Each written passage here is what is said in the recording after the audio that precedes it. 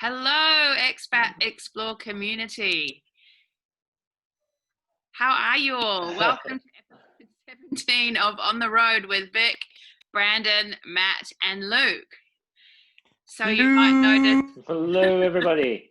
We're all dressed Hi. up in some funny little costumes today. So we thought we'd just add a little bit of fun and props to our chat this week. This week we're just going to have a little quick catch-up chat and let you know what we've been doing.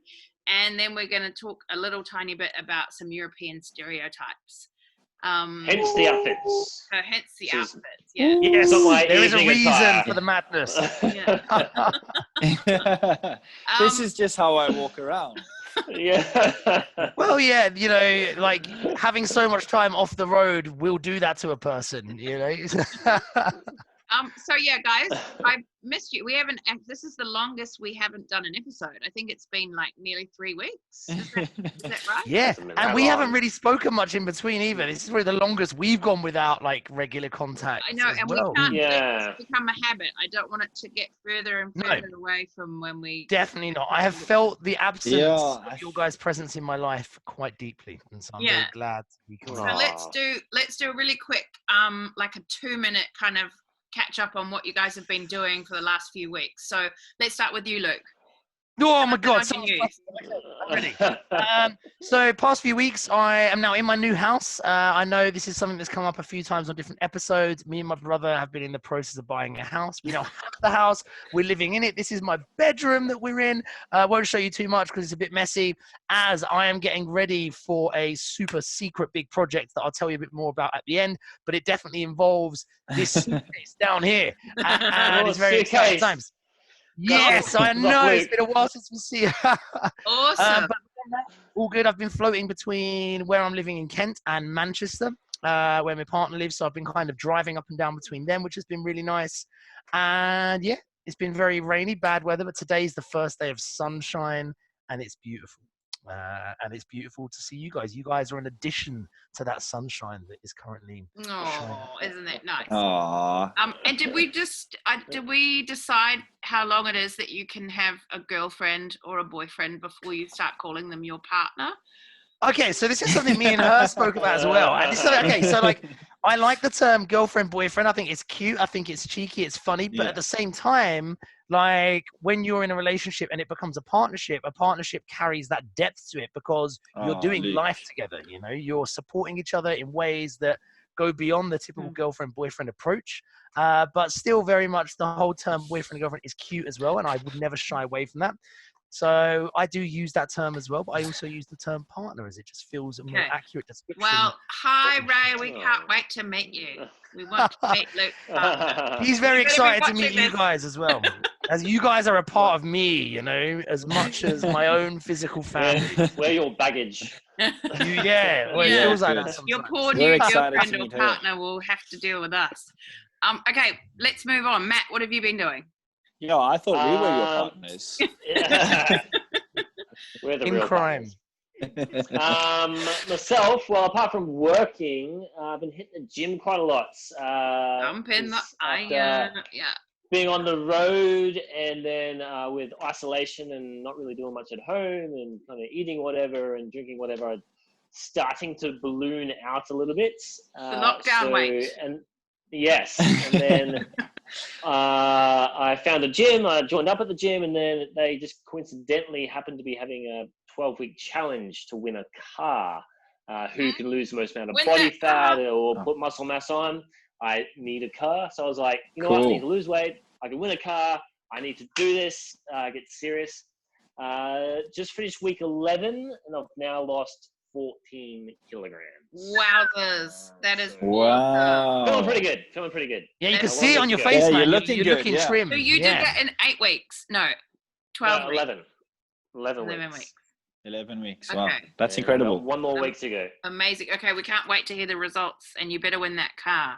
Yeah, win that car. I can't wait to rooting for see you the for it. results. Yeah. We want to see that shirt off. Even if I don't win, I've achieved my my goal. So, by the way, that's the real prize. Yeah. Yes. Yeah. You're always a winner to us as well. Well done, Matt. Okay, Branden, what's your news? 2 minutes. All right. 2 minutes.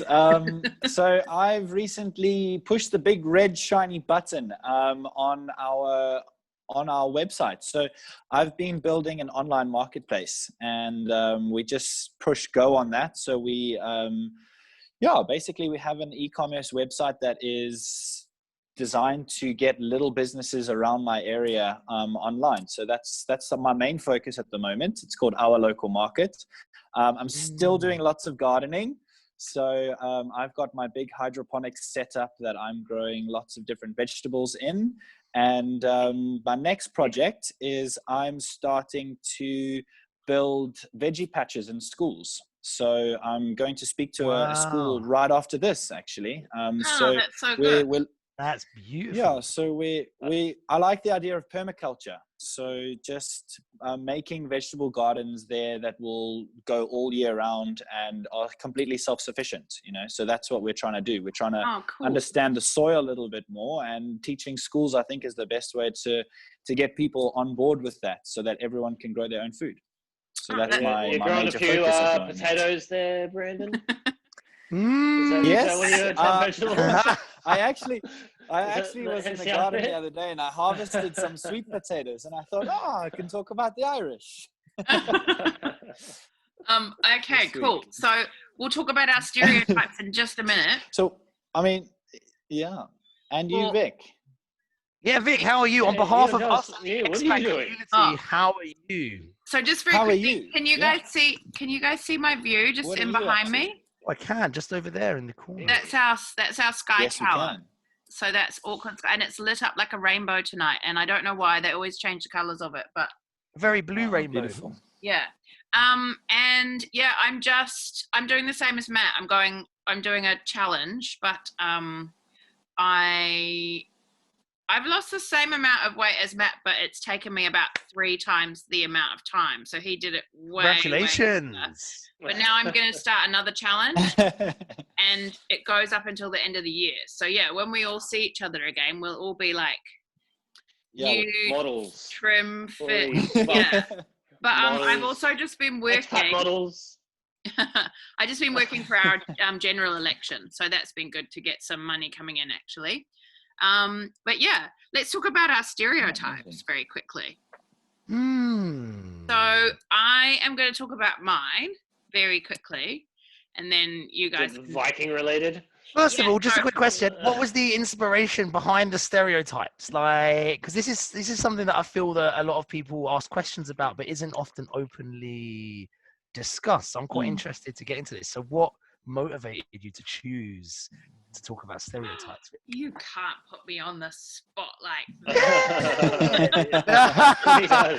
No, sorry. Okay. We just wanted to do something a little bit lighthearted, and the way that it came about was we decided to do some props and some dress ups, and so then that led into having a story about a stereotype, because lots of places in Europe you have an image in your mind of what something's going to be like, and then it's always really funny when it is like that. But then we also decided it could be like the opposite of a stereotype, where you thought something was going to be one way and then it was like actually completely not. Like, for example, Australians, Matt, people in Europe think you guys have kangaroos in your gardens, but actually my friends in Melbourne do have kangaroos in their gardens. Like, most people do not have kangaroos in their garden. They do not ride their kangaroos to work or anything like that. Noddy's mum has kangaroos in her garden. So I like kangaroos on her garden and flat whites growing on her tree. Yeah. So shall I tell mine quickly and then we'll move around? Yes. Okay. So mine is surprise. What's my favorite tour? Northern Explorer. So Northern Explorer goes to Sweden, and actually I just chose the stereotype because I knew I had this Viking hat and I thought it would be a cool one to put on. So it suits you. What do you guys think of when you think of Sweden, maybe quickly? I think of you going on tour. I think of you with a Viking hat. No, I think of Viking. I actually hear the Vikings theme tune. And Matt, come on, shed some light on the subject. I think of the people; they're all very beautiful. Like the men and the women are all very attractive. Exactly. So Sweden is like a nation of overachievers who are all well, this is the stereotype. They're all very talented. They're all really sporty. They're all very academic, and they're all really into flat pack furniture. and they love flat pack furniture. But yeah, and it's funny, like when you go to Sweden, that's exactly like, I don't know, think about if you know any Swedish people.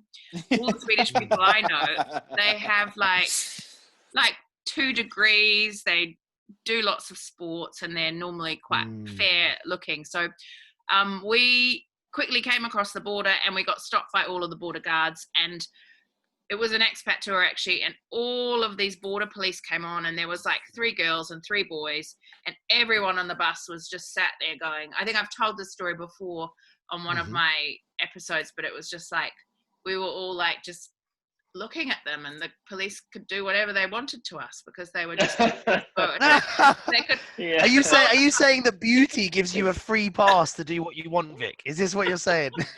Well, it seemed to work that way. Well, it's funny. Like normally, when you cross a border, you're like, oh, we just want to go, we just want to get out of here. But if the Swedish border guards stop you, like you just don't mind because like the blonde, attractive girls are asking for your passport. You're like, okay, you can have it. Kind of lost in their eyes. I've seen that. And all the ladies are looking at these chiseled like guards, and it's ridiculous. No, but it's true. Like you often think of the border guards. You'll find my contact details at the back of my passport. And you think they're going to be scary and grumpy and just delaying you, but these guys are happy and smiley, and their skin's all bright, and they're all Anyway, I think Swedish people are lucky. They are a nation of overachievers. And that's a stereotype anyway. All right, moving on. Who's next? Okay, I'll jump in there. But I've got 2 things that I would like to say. Surprise, surprise. Luke wants to talk a bit more than he was meant to. Firstly, when it comes to stereotypes, this is something I always talk to my passengers about, is I want to clear up and address the 2 stereotypes of the English people. Now, in England, I always feel there are 2 stereotypes of us, and people get confused. There's the European stereotype of the English people, and then if we go the other way to the West, we have the American stereotype of the English people. And for any of our viewers watching, I just want to clear up these. So the American stereotype is the nicer one. It's that we're all a bit like the Queen and the royal family. We all look like Hugh Grant and say, ha, ha, ha, yes, I have my tune, we have slightly crooked teeth, but it only adds to the cuteness of our polite mannerisms and our well-spoken English BBC tongues. And there's the other stereotype, which is the polar opposite, which is the European stereotype of all these big English men with yellow, white vests on, with fucking beer stains down them, and they're a bit aggressive, they drink beer fights, and they're so loud on Ryanair flights, they have to ground them before they get to their destination, much to the annoyance of everyone else on board. And these 2 stereotypes are very opposite ends of the spectrum. I just wanted to clear up the fact that they're both true. Inside very true. There is an aggressive beer drinking chav, but there is also a very well spoken little Hugh Grant resting in our lovely little souls. So I just wanted if to anyone's ever been on a flight from London to anywhere in Spain in summer, there's going to be half the plane filled with English people who've been at the pub all morning at a Wetherspoons. Always a Wetherspoons. Always a Wetherspoons. So Luke, love Wetherspoons. Do you have a little bit of both of those stereotype inside of you?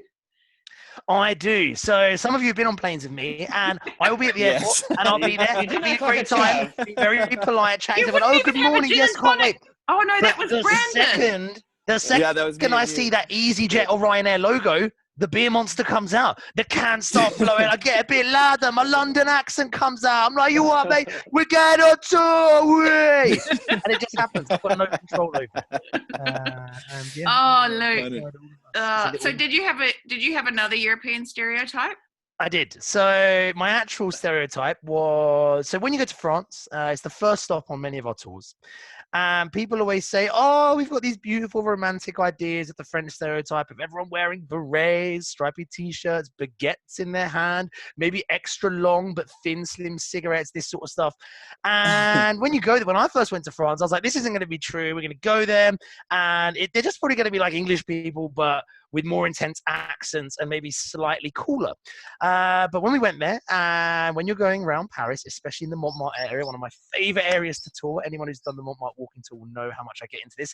This actually relates to the costume I'm wearing. We'll get to that in a moment. What happens is you'll be walking the streets and suddenly you'll see a lady or a man on a bike. In the back of that bike, there'll be 10 baguettes just hanging out. Then you'll see another person on the phone, briefcase in one hand, in a smart suit on their way to a meeting with 4 baguettes under their arm. Then you'll see children walking around. And these school children are tiny. And between them, they're holding a few baguettes as if it's like some big object that they can't hold at once. And they're sword fighting with them. And the fact that everyone is walking around literally holding baguettes blew my mind. And I was like, I thought this is just a stereotype from movies. One of my favorite films, Midnight in Paris, in that it kind of accentuates that stereotype. Went there, saw it for real. I tell my passengers when we're on the coach, they're like, no, we're not going to see them holding baguettes. You go there and you do. And so when we do the Montmartre walking tour, as you guys know, one of my favorite things to do is buy a load of baguettes, give them to the passengers, keep some for myself, and we just walk around holding baguettes, eating them, and we feel French, and it's great. And I used to think it was a stereotype that maybe be a bit offensive. Oh, the French are holding baguettes. But they do. And it's not because they are so French. It's because they just have such a deep love of fresh bread. When they need bread, they buy it fresh and they use it straight away. They're not going to, like in England, I'll go buy a loaf of bread. It sits in my cupboard for 4 days and then I might eat some of it. You know what I mean? Who does that? They're not about that. And one of my most fond memories from any tour was back in December, the last tour that I led before the world went into chaos. And I was dressed in my Santa Claus outfit. And I don't have my Santa Claus outfit on me, but I do have a lovely Merry Christmas jumper. And I was there with my Santa Claus beard, this same beard that I have right here. So I had this beard on my face and I could barely talk. In one hand, I'm holding the beard on my face. The other hand, I've got all these baguettes and I'm handing out bits of baguette. And it was just such a beautiful memory that I wanted to honor it with my little Christmas top today. And it's a stereotype that, and maybe not all of France, but even when you go to the smaller towns, when we've been to Beaune, down to Arles and Avignon, I've seen baguettes. They're everywhere. And it's a true stereotype that I was so happy was an honest reflection because... Oh, Luke, I love you. Were you guys just totally transported to Montmartre? I was just standing there. Yeah. I'm really hungry now. I want to baguette. Yeah, I was just thinking. You should be like, hungry, Matt. You need to eat a hamburger. Here's a baguette. No, it's not. It's a bit of wood. Okay, great story and great stereotype. Matt, how about you? Yeah, nice. In honor of my costume, I want to talk about your baggy costume. The Germans. Yes, my very baggy Lidos, and if you don't know what Lidos are, they're leather pants. Everybody, Ooh, German drinking bags. Look at that weight loss. Look how baggy they are! Wow, I know. Can't wait to drink liters and liters of beer and fit into them again. Hide your doors, hide your wives. It just takes one Oktoberfest. Yeah, don't take long at all. But yeah, getting back on track.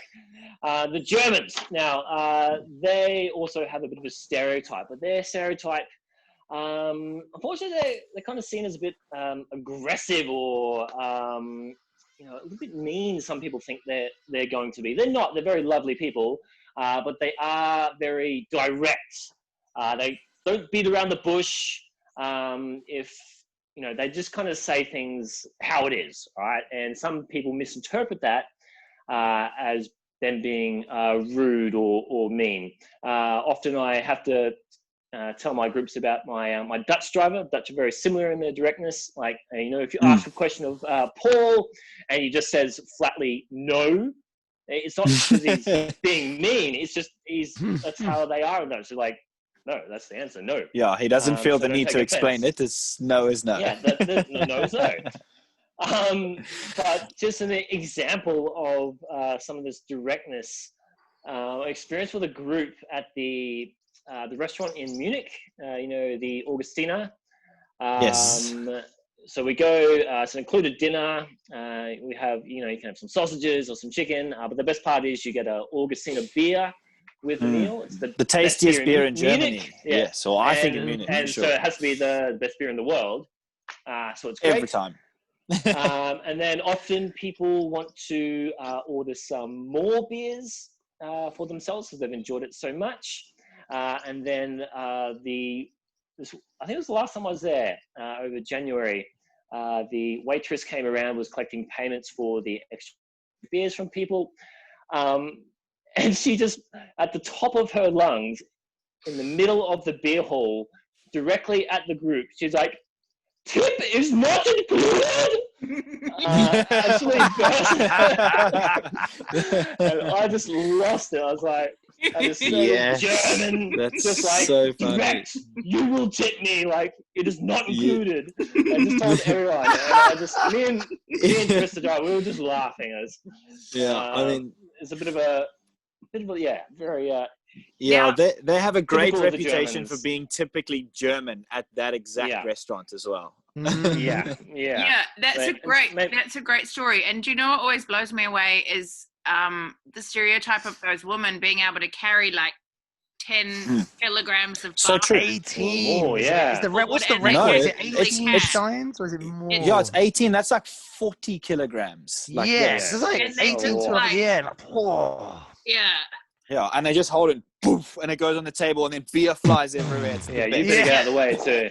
And then Yeah. and then they'll come in with the Papa band too. Like that's a very big Yeah. stereotype. Mm. Yeah. Boom, boom, boom, Ah. boom. Yeah, fabulous. Good, Oh, cool. I love Good Germany. story. You transported me to that restaurant right then too. I was like, Yeah. So people waiting at home, outside the Germans are very friendly, but maybe sometimes a little bit direct. Do you guys ever, like when you're reading out the menu choices for Augustina and you've got like the various options, you've got like the half roast chicken, the sausages and that. I once read out the sausage options and one of our passengers was like, Luke, I would like the sausage menage a trois, please. And I was like, what? You want a sausage menage a trois? Do you know what menage a trois means? And he was like, yeah, of course. And it just became this ongoing joke throughout this tour. And then he was like quite a personality, this guy called Simon. And everyone overheard. And then for this whole tour, this ongoing joke about the sausages at Augustina, because it comes with 3 types of sausage, became the sausage menage a trois. And so on another tour, I tried to introduce it as a joke, as, guys, option number 2 is the sausage menage a trois, and I was met by complete silence, and it did not go down well. I'm not I surprised. love it when you try to joke on one tour and then you try to use the same joke on the next tour, and it just bombs. Doesn't always work, does it? Doesn't You always work. can't proposition your group like that. I know. I did it because, like, I never would have gone down that joke route of a sausage menage a trois myself, but it was another passenger that did it, and he got such a good response. I was like, wow. Wow, I'm going to try that. Yeah, it didn't work. No. All right. Not at What all. about you, Brando? What have you experienced? Okay, so I'm wearing a hat, an Irish hat and an Irish little. My outfit's basically talking about Ireland, and I was talking about potatoes earlier, so we might as well address that one: potatoes and Irish people. So the Irish, forever in history, there's always been it's perfect kind of to plant potatoes in Ireland. So it's become their main food source. So when you go to Ireland, it is not uncommon to have 3 different types of potatoes on one plate. And that's very, very common. And that is a stereotype that is 100% true. When you go to Ireland, if you order anything, it's going to come with potatoes. You'll have potato fries, you'll have mashed potato and boiled potato on the same plate. So a stereotype that is 100% true and accurate. Actually, because really, Basically everywhere you go, you're going to have potatoes. And sometimes it will come with, different types of potato on the plate. It's their favorite thing. They love it. And it's just because their agriculture is very good for growing potatoes. But that leads me to a little bit of a story that I'll tell you that most people don't know about the Irish. And that is that in the late 1800s, they had a massive crop failure. It's called either the Great Hunger, the potato blight famine, or just the Great Famine in Ireland, where they had a huge crop failure. So a lot of their potatoes had a disease called blight, and the potato crop failed. year after year. So a lot of Irish people were starving to death, and it was a terrible time in their history. But this also led to mass immigration of Irish people. Lots of people immigrated. Lots of people were kind of taken from Ireland and then sent around the world. And the world was going through a bit of a melting pot at that time. And this story kind of leads to where leprechauns became more and more famous.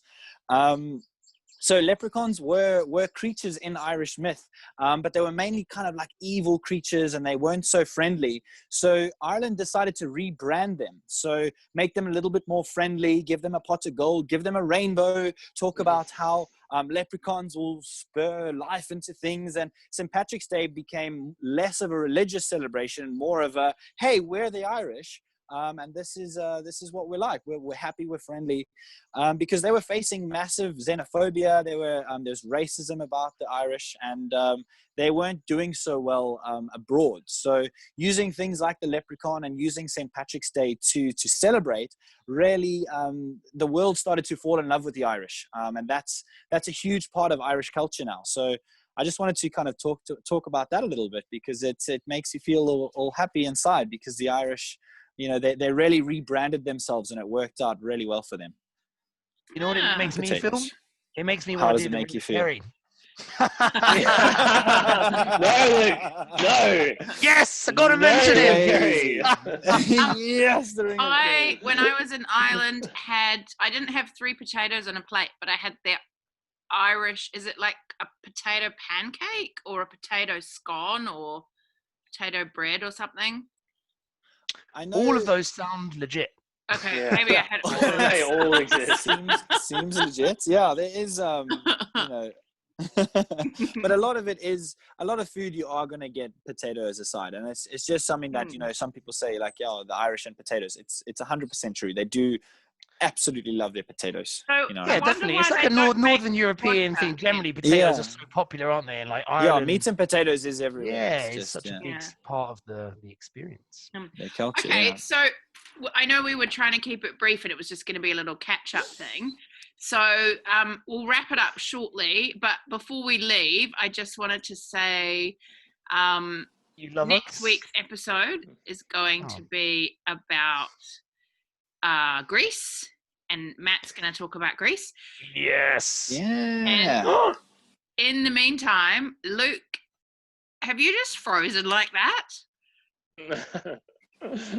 No, I was just really excited because talking to Greece, I know it's Greece, but I've just finished watching Troy, Fall of a City, the Netflix series, and it's amazing. And it just reminded me of that. I've seen the movie Troy. Troy's in Turkey. Yes, but who was it that invaded Troy? It's Greek mythology, though. Greek mythology. Greek, it was Homer that wrote the story, and it was the Greeks coming over. It's very much a part of Greek mythology, and I associate it more with Greeks than I do with the Turks. Sorry. Yeah, but we should all be in Turkey right now. So we should be in Turkey right now. Exactly 1 year since we were last there together. Next time we're in Turkey together, let's all go to Troy. Yes, I would love to. Troy. Okay. I love watching a series and then going and living the reality. Oh, I nearly swore when I said that because I was so excited. Sorry. If Matt's turned into a big M. Big B. Oh, he's back. Small M. All right. He's back. Before we go, let's talk about Luke's news. Yes. Oh, yes. So just briefly, I mentioned earlier, so many of you would have seen on the Expat Explore community page, on some of the TLs and other staff members' social media pages, that they're launching a new project where, because obviously a lot of travel is still restricted at the moment, Europe is still technically open to people who want to explore. It's just you have to be careful about how you do so. And so rather than everyone sitting around dreaming about the experiences and the bucket list experiences they would be having or want to have, Expat have sent out a survey, and hundreds of passengers have sent in their bucket list experiences, and Expat are going to go out and personally experience them, film the process to allow people to experience these bucket list experiences in real time through us, and they have selected me to be the person to go out and experience them. Which is insane. And so I'm currently packing my bag. The next week or so I should be off, out onto the continent, escaping the UK, and I'm going to be going and experiencing the bucket list experiences, learning a bit about them. We're going to be filming a lot of it, and so watch this space, watch this page. Yeah. And there's some exciting things happening. I'm not going to go into too many of the details at the moment, but I'm just going to say that I am so excited to be back out there and just exploring and learning. And honestly, I can't even express. And you're going to see that excitement as it happens. Yeah, we're so proud of you. That's going And to be we're so such a huge excited thing. for Luke and to see what Yeah. happens. And we're going to carry on with this envious too. when you're Yeah, out this is going to carry on. So when I'm out there, they said, you know, we want to keep this going as well. So I'll be on location sometimes, and I'll try and make sure I've got some nice backdrops of the places we're in when we're filming these later episodes. And I want to take you guys on that journey as well. Yeah. Yeah, Never man. forget us, Luke. Never, we're so excited. never. You're locked in here and here. Forever. I love you guys, man. Okay, Love well, you, that is man. super exciting, and it was really, really good to see you guys this week and chat a little bit and do something a little bit silly with some costumes and just catch up and talk about some European stereotypes, which hopefully in the next few months, maybe 2021, we'll be back out exploring again. Yes. So yes. yeah. Yes. Can't come soon enough. Yeah. All right. So for now, I guess it's bye from me in New Zealand. Goodbye from London or Kent. Bye from here in South Africa. Yeah. Yeah. All right. See you next week. Bye. See you guys. See ya. Bye. Bye.